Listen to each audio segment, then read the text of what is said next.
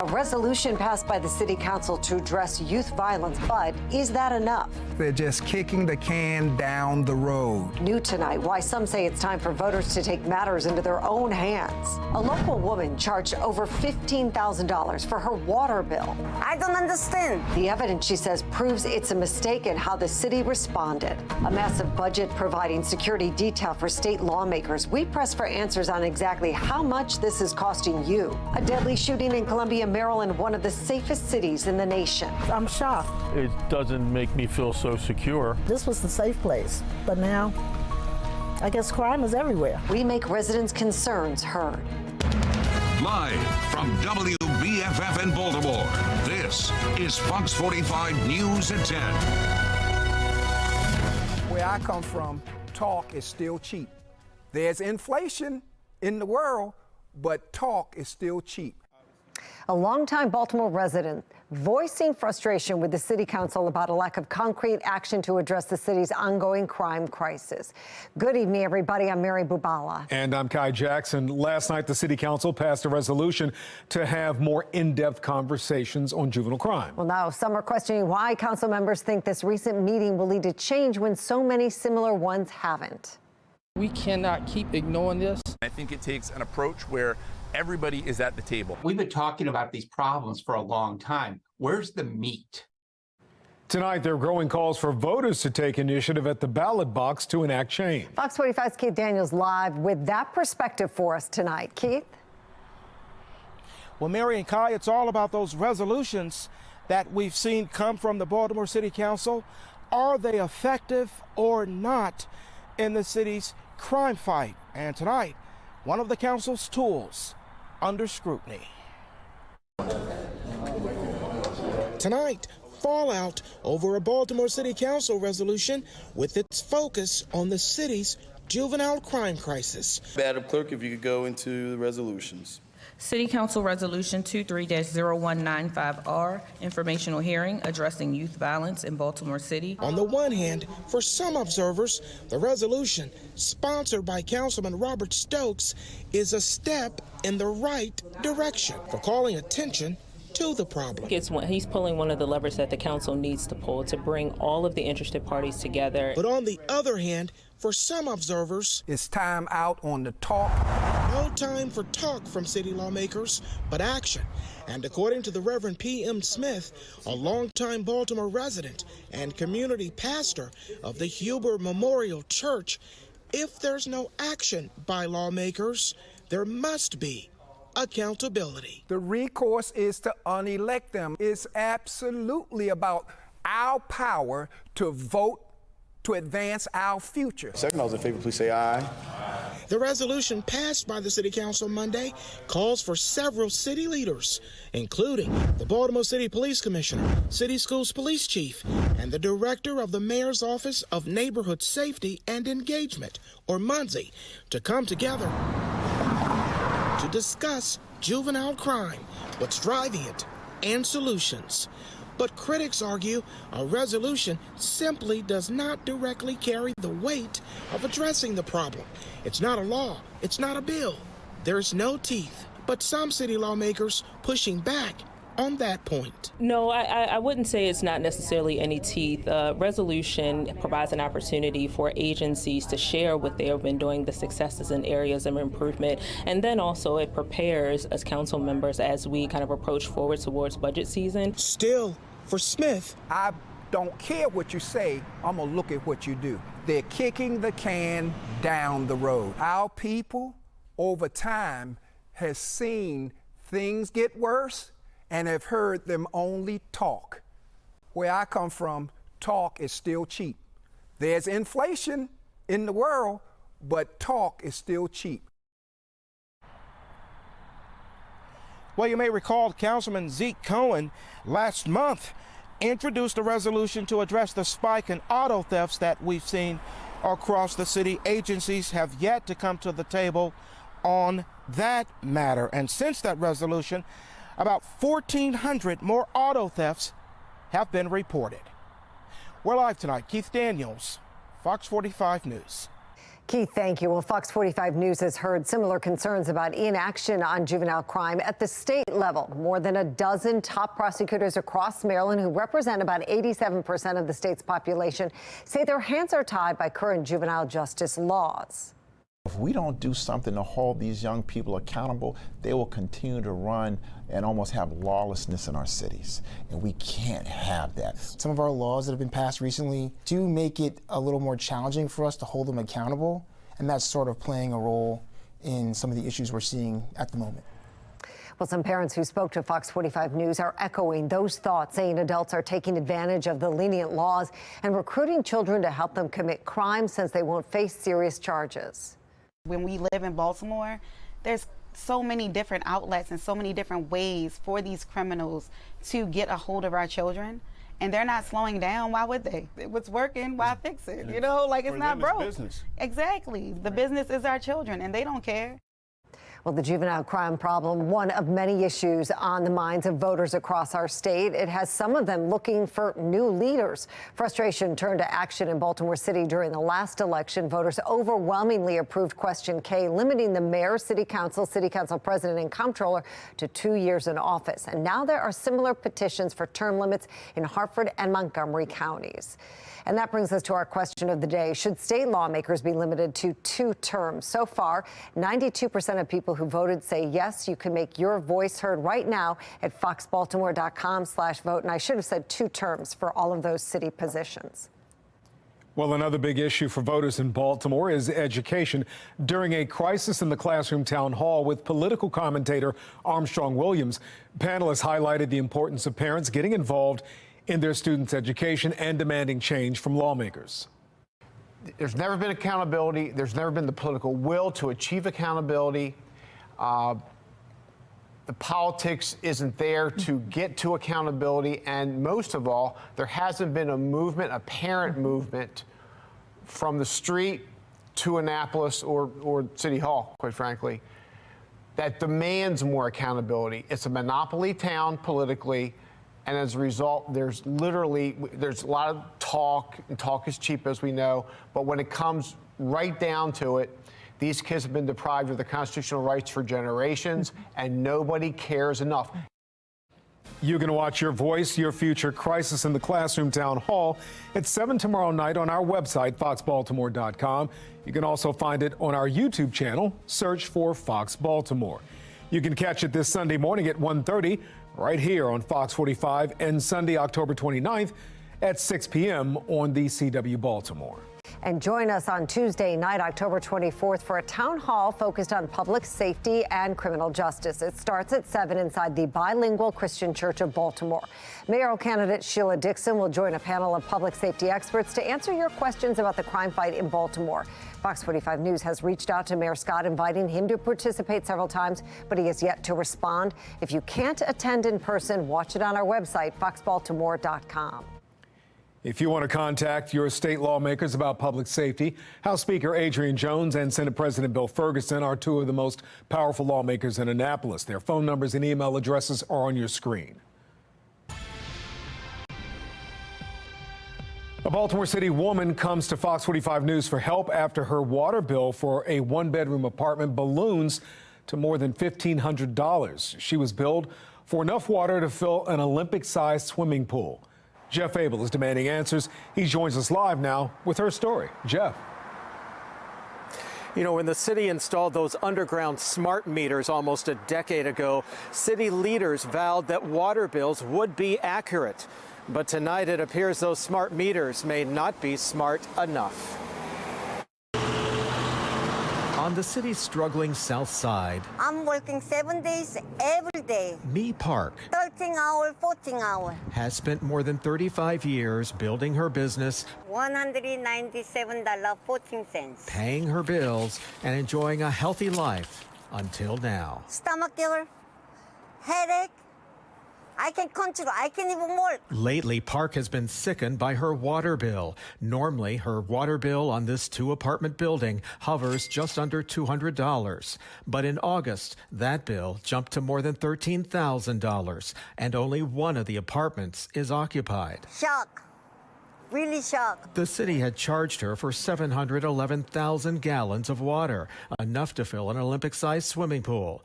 So Park hired a private plumbing company who inspected the building, repaired a toilet, and issued a finding, writing, "I could not find any pipes leaking." Not major leak. Everything is fine. But the plumber's finding didn't stop her bill from soaring. The next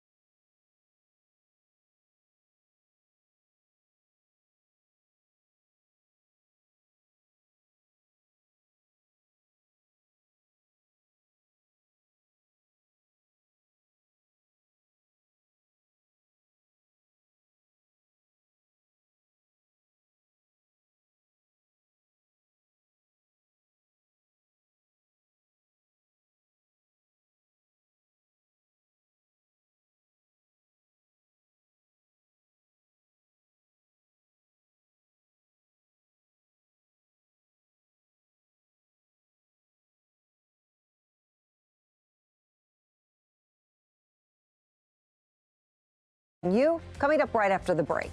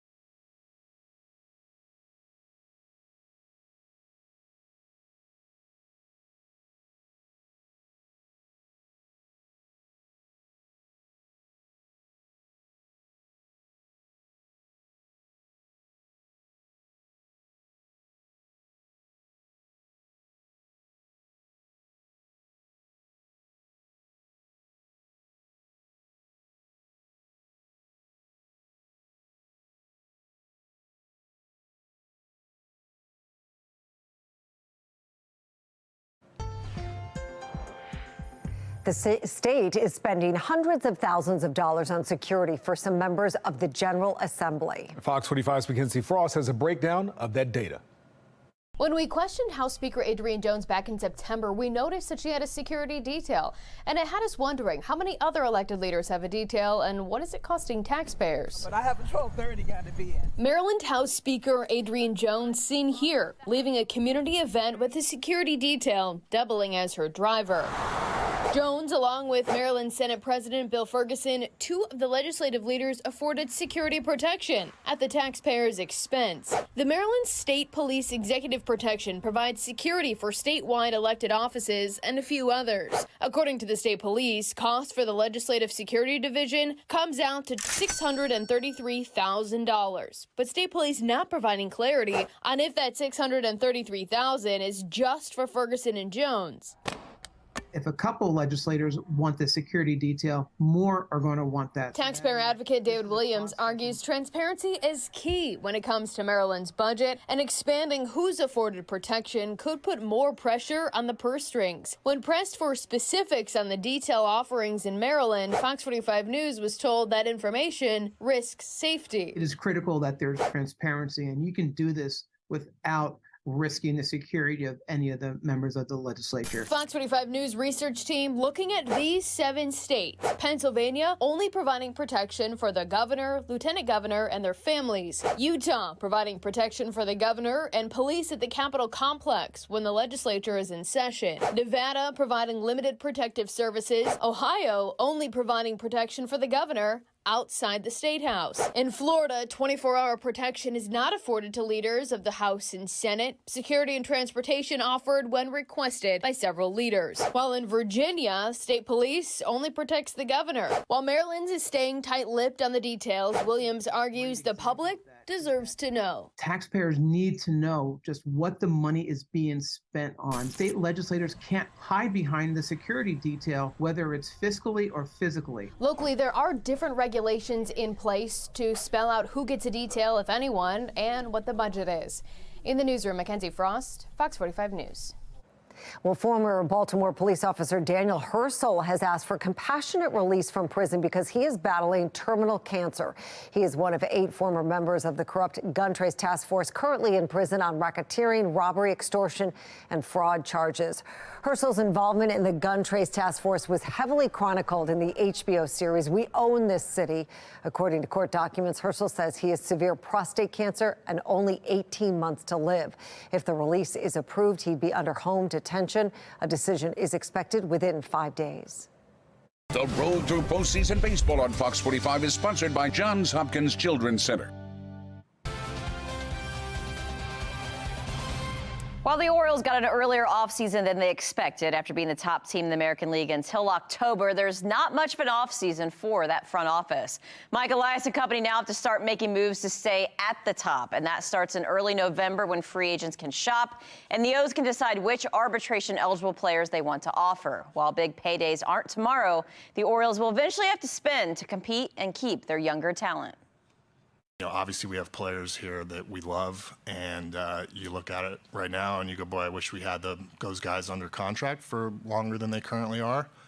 And a big part of the calculus of keeping this franchise healthy is pursuing or examining opportunities to, possibly keep some of these guys longer. The Orioles finished the 2023 season with the 3rd lowest payroll in the majors, and they have 16 players arbitration eligible. And we are your exclusive home for the 2023 World Series. The Fall Classic begins Friday, October 27th. You can catch all the action right here on Fox 45. And today marks 2 weeks since Kevin McCarthy was ousted as House Speaker. The House still doesn't have a leader. When another vote is expected and what's complicating the process? A Prince George's County bus driver is attacked, all caught on camera. A closer look at the disturbing video and what we know about it. And an amazing looking day tomorrow. Temperatures about 65 to 70. Sunshine finally looks like it comes back with no chance of rain. But it looks like after a milder trend, things begin falling off again by the weekend. I'm going to let you know if that's going to come with the risk of rain for your weekend plans. My Weather Authority forecast. And a live look at Towson as we head to break. We'll be right back.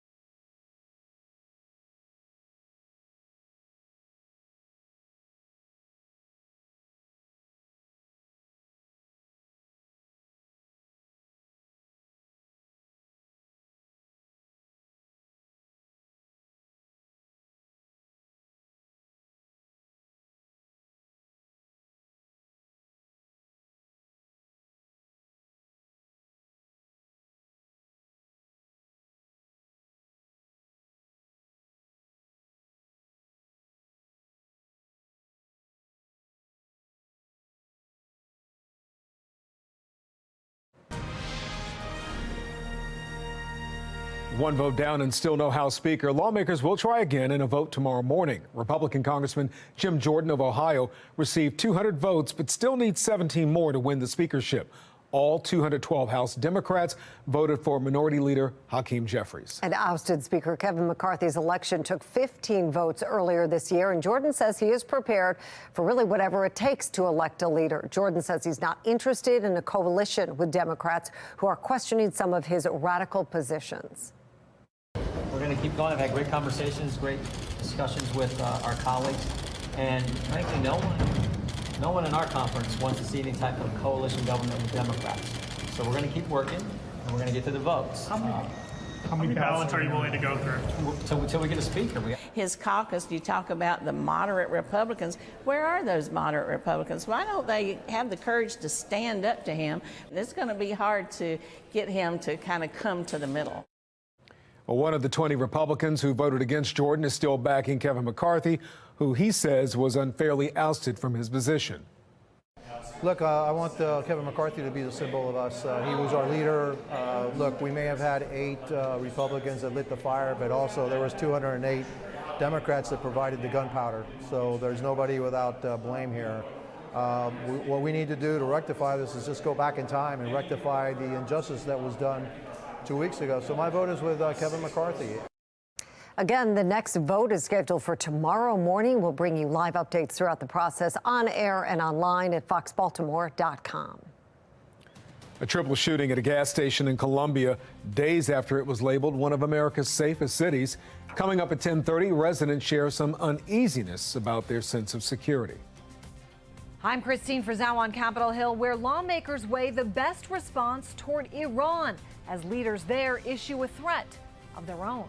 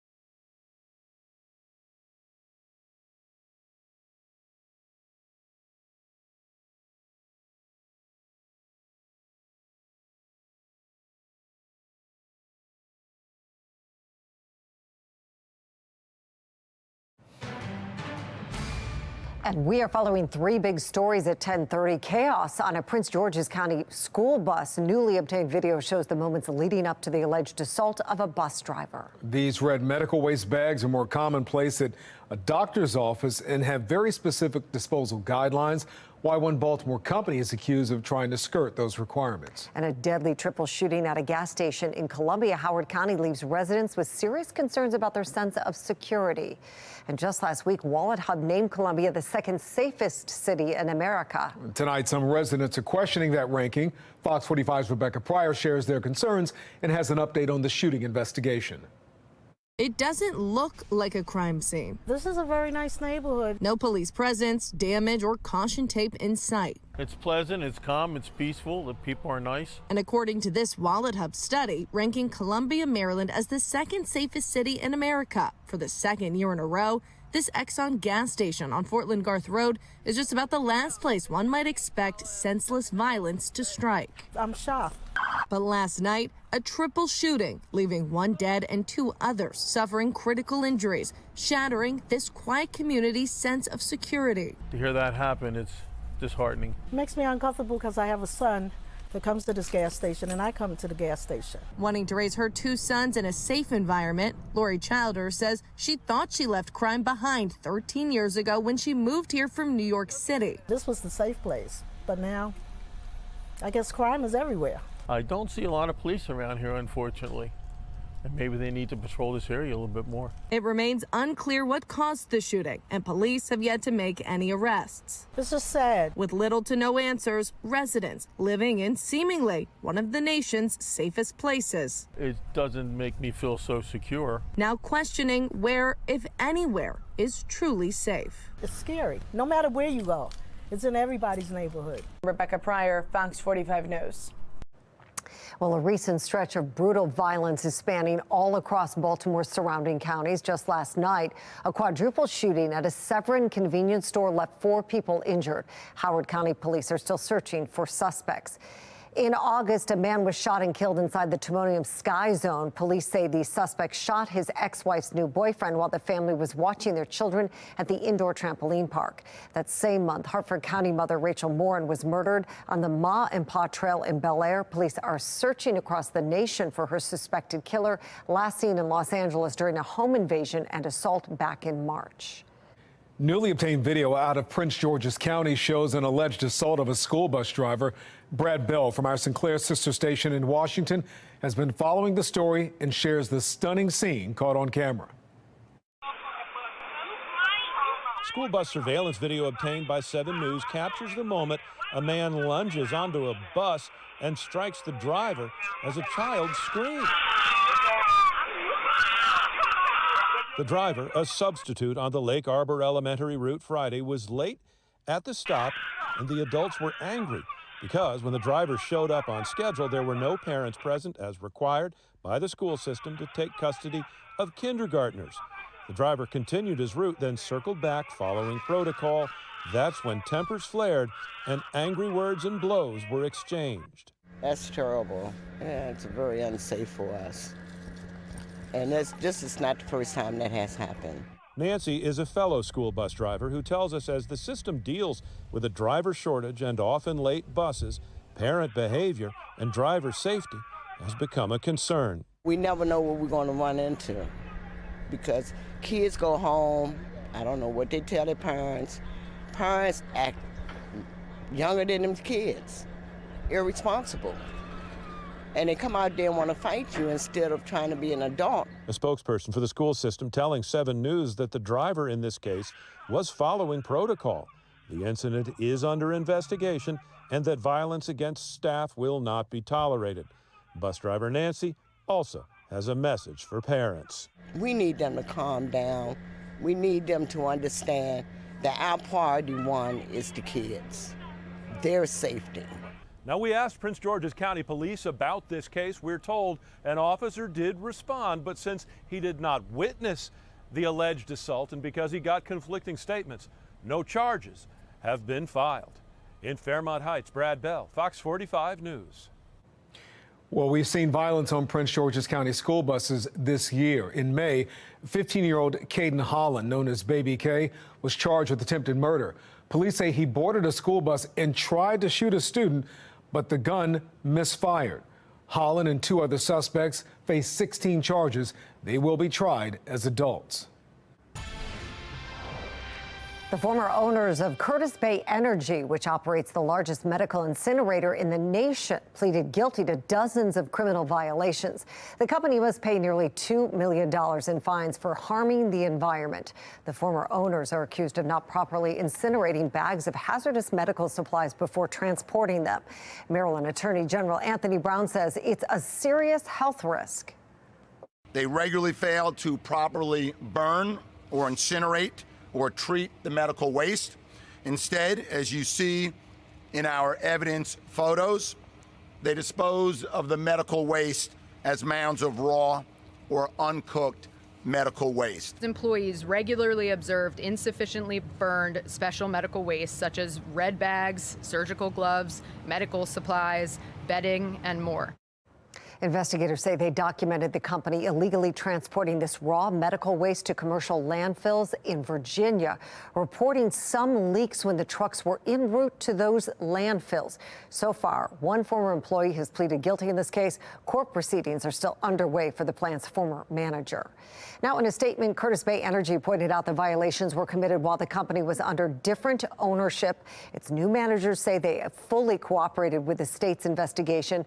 Company also promises to do more in terms of preventative measures to prevent illegal dumping in the future. Baltimore police say there were no toxins found in the suspicious white powder sent to a city courthouse yesterday. That powder was found in a letter addressed to the courthouse from an inmate. 3 workers near the envelope were isolated and taken to the hospital for testing. City police has opened a criminal investigation.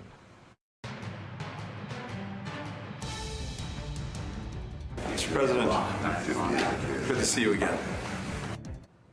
Secretary of State Antony Blinken met with Palestinian leaders ahead of President Biden's arrival in Israel tomorrow. Blinken says the U.S. and Israel have agreed on a plan to allow humanitarian aid into Gaza as the Israeli military continues airstrikes. U.S. defense officials are facing several questions about the number of civilian casualties in Gaza due to those strikes and what the U.S. will do if Israel continues to cause collateral damage. The Israelis have cut off water, fuel, electricity, food to 2 million people in Gaza. The ICC sees that as a violation of international law. So does the UN.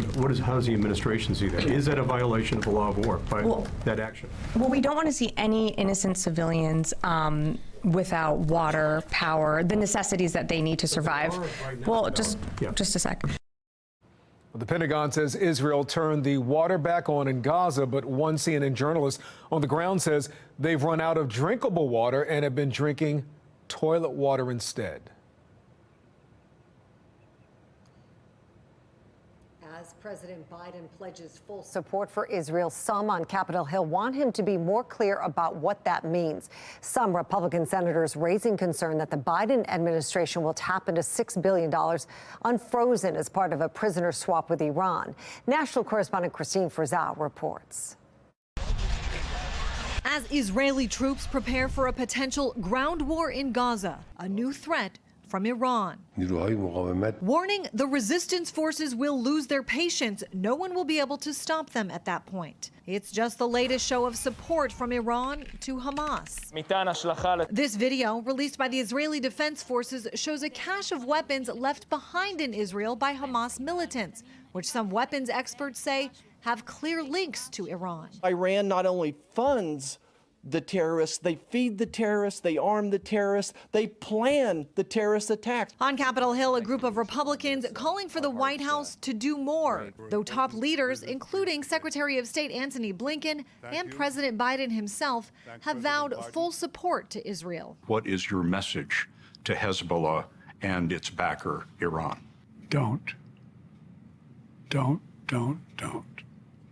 Don't come across the border. Don't escalate this war. That's right. Some senators say he hasn't gone far enough. I'm begging the Biden administration to be clear.